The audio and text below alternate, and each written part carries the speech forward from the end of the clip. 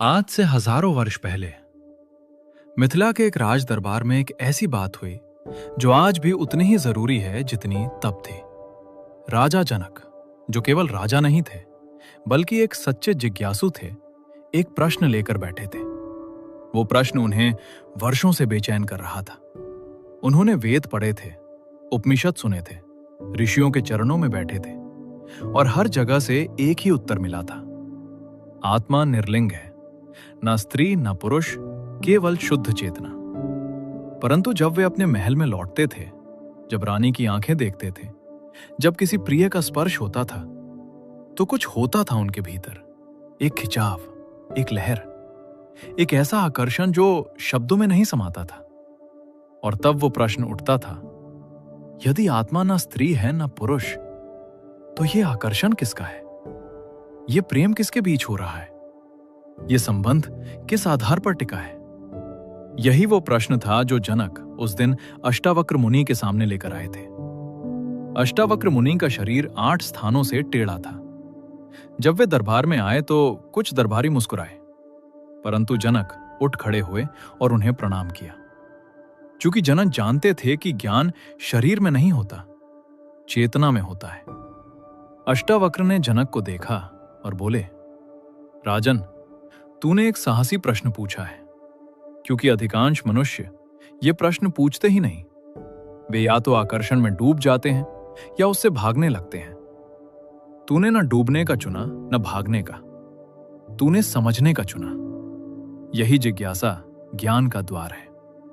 और फिर उन्होंने वो बात कही जो इस पूरी वार्तालाप की नींव है। तूने सत्य का एक अंश सुना है राजन। आत्मा निर्लिंग है, यह सत्य है, परंतु तू इसे केवल कानों से सुना है, अनुभव से नहीं जाना है।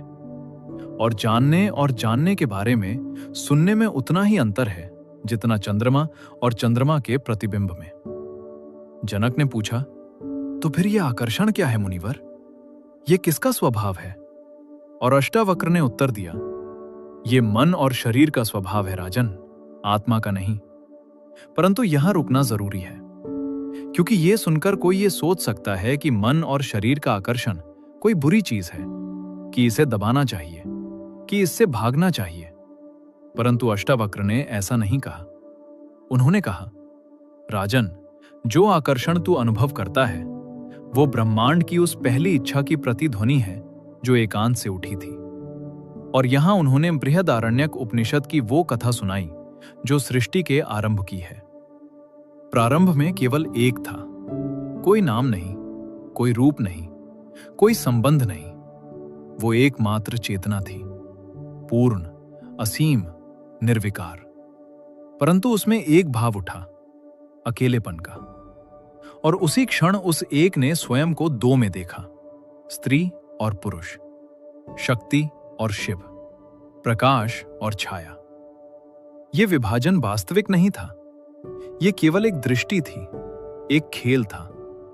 परंतु उसी खेल से आकर्षण जन्मा, और उसी आकर्षण से सृष्टि जन्मी, और उसी सृष्टि में हम जन्मे। इसलिए जो आकर्षण तुम अनुभव करते हो वो कोई कमजोरी नहीं है, वो उस पहले एकांत की याद है।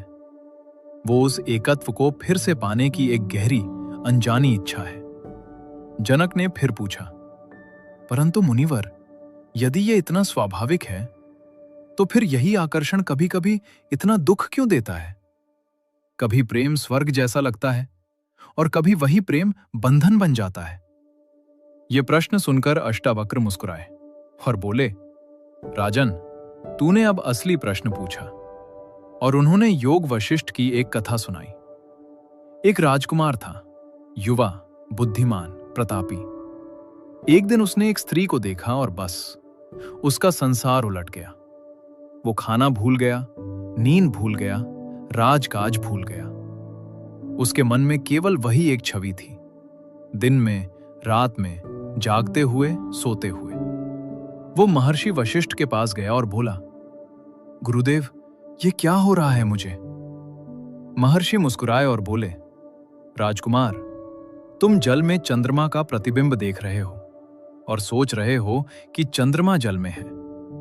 इसीलिए तुम जल में हाथ डाल रहे हो, इसीलिए भीग रहे हो, इसीलिए डूब रहे हो। परंतु चंद्रमा जल में कभी था ही नहीं। और फिर उन्होंने वो बात कही जो इस पूरे रहस्य की कुंजी है। वो सौंदर्य जो तुम बाहर देख रहे हो, वो तुम्हारे अपने मन की सुंदरता है जो किसी निमित्त में प्रकट हो गई। जिस दिन तुम अपने भीतर के उस सौंदर्य को देख लोगे, उस दिन बाहर का आकर्षण एक खेल की तरह लगेगा, बंधन की तरह नहीं। अष्टावक्र ने जनक को आगे समझाया कि आकर्षण का मूल कारण एक गहरा भ्रम है, अपूर्णता का भ्रम। जब हम स्वयं को शरीर और मन के रूप में देखते हैं तो हमें लगता है कि हम अधूरे हैं, और उसी अधूरेपन को पूरा करने के लिए हम दूसरे की ओर खिंचते हैं। कोई हमें पूरा कर देगा, यही विश्वास आकर्षण को जन्म देता है। परंतु यहां एक और सत्य है जो उपनिषद बताते हैं। जब तुम किसी प्रिय के साथ होते हो तो तुम्हारा मन शांत हो जाता है, और उसी शांति में एक आनंद प्रकट होता है।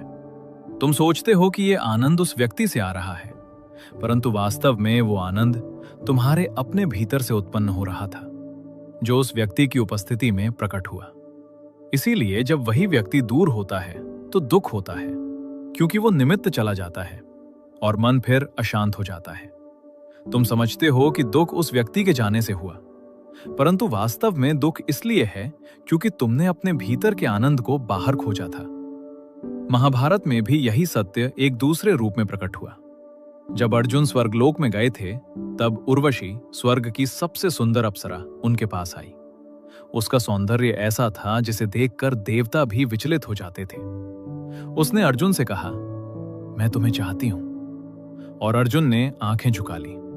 उन्होंने कहा, माते, आप मेरी माता के समान हैं। अब यहां एक प्रश्न उठता है, क्या अर्जुन में आकर्षण नहीं था? क्या वे पाषाण थे? नहीं, वे भी मनुष्य थे, परंतु उनकी दृष्टि बदल गई थी। उन्होंने उर्वशी में स्त्री नहीं देखी, आत्मा देखी। और जहां आत्मा देखी, वहां सम्मान उत्पन्न हुआ, आकर्षण नहीं। यही दृष्टि का परिवर्तन है। और अष्टावक्र यही कह रहे थे, आकर्षण वस्तु में नहीं होता, व्यक्ति में नहीं होता, यह हमारी दृष्टि का परिणाम है। संत कबीर ने इस पूरे सत्य को उस भाषा में कहा जो राज दरबारों की नहीं, जनता के हृदय की थी। कबीर बुनकर थे, करघे पर कपड़ा बुनते थे, और बुनते बुनते ब्रह्म को समझ गए। उन्होंने कहा, माया महाठगिनी हम जानी। ये माया, ये आकर्षण की शक्ति एक महाठग की तरह है जो हमें भ्रम में डाल देती है। वो हमें यह विश्वास दिलाती है कि हमारी खुशी किसी दूसरे में छिपी है, और हम उस खुशी को बाहर खोजते रहते हैं जन्मों तक। परंतु कबीर ने यह भी कहा, प्रेम न बाड़ी उपजे, प्रेम न हाट बिकाए। वास्तविक प्रेम न खेत में उगता है, न बाजार में बिकता है, वो आत्मा में है, और उसे पाने के लिए अहंकार को देना पड़ता है। जनक अब गहरे सुन रहे थे। उन्होंने पूछा, मुनिवर, तो क्या ज्ञानी व्यक्ति संबंधों से पूरी तरह मुक्त हो जाता है? क्या वो प्रेम नहीं करता? क्या वो संबंध नहीं बनाता? और अष्टावक्र ने कहा, राजन, यही सबसे बड़ी गलतफहमी है जो लोग ज्ञान के बारे में रखते हैं। ज्ञानी व्यक्ति संबंधों से भागता नहीं, वो उन्हें त्यागता नहीं, वो उन्हें एक नई दृष्टि से जीता है। और इसका सबसे बड़ा उदाहरण है भगवान श्री कृष्ण। कृष्ण ने जीवन के हर रूप को जिया, मित्रता, प्रेम, युद्ध, नीति, परंतु वे किसी में भी बंधे नहीं। गोपियों के साथ उनका प्रेम कोई साधारण आकर्षण नहीं था। वे जानती थीं कि कृष्ण किसी एक के नहीं है। वे जानती थीं कि कृष्ण चले जाएंगे, फिर भी वे प्रेम करती थीं, बिना किसी अपेक्षा के, बिना किसी शर्त के। यही वो प्रेम है जिसे न आकर्षण कह सकते हो, न बंधन। ये आत्मा का आत्मा से आत्मा के लिए प्रेम था, और इसीलिए ये प्रेम 5000 वर्ष बाद भी अमर है। बृहदारण्यक उपनिषद में एक और प्रसंग आता है जो इस सत्य को और गहरा करता है। महर्षि याज्ञवल्क्य वन में जाने की तैयारी में थे। उनकी पत्नी मैत्रेयी ने पूछा, यदि इस सारी पृथ्वी की संपत्ति मुझे मिल जाए, क्या मैं उससे अमर हो सकती हूं? याज्ञवल्क्य ने कहा, नहीं। मैत्रेयी ने कहा, तो फिर उस संपत्ति का क्या करूं जो मुझे अमर न कर सके? मुझे वो बताइए जो वास्तव में मूल्यवान है। और याज्ञवल्क्य ने कहा, मैत्रेयी, पति इसलिए प्रिय नहीं है कि वो पति है, पत्नी इसलिए प्रिय नहीं है कि वो पत्नी है, वे इसलिए प्रिय हैं क्योंकि उनमें आत्मा है। जब तुम किसी से प्रेम करते हो तो वास्तव में तुम अपने ही स्वरूप से प्रेम कर रहे हो। यह सुनकर जनक एक पल के लिए मौन हो गए, क्योंकि इस एक वाक्य में पूरे आकर्षण का रहस्य था। हम किसी से इसलिए नहीं खिंचते क्योंकि वो सुंदर है या बुद्धिमान है या हमारी जरूरतें पूरी करता है।